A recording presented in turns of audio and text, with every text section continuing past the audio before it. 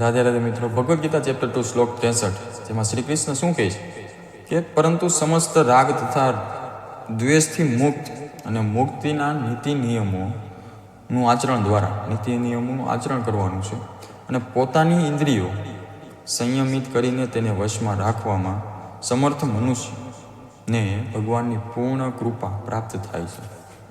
જે મનુષ્ય રાગ દ્વેષ ભૂલી જાય અને મુક્તિના નીતિ નિયમોનું આચરણ કરે અને પોતાની ઇન્દ્રિયોને વશમાં કરે, સંયમમાં રાખે, તો ભગવાનની કૃપા એના પર હંમેશા રહે. એવું શ્રી કૃષ્ણ આ શ્લોકમાં કહે છે. આપણને ભગવાન બધું કહે જ છે કે તમે આમ કરશો તમને આ ફળ મળવાનું છે.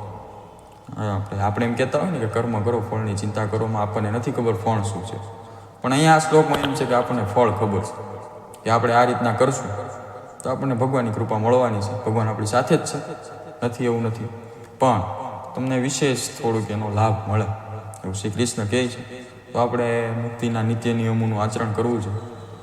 શું છે નીતિના નિયમો એના બધું આગળ આવશે.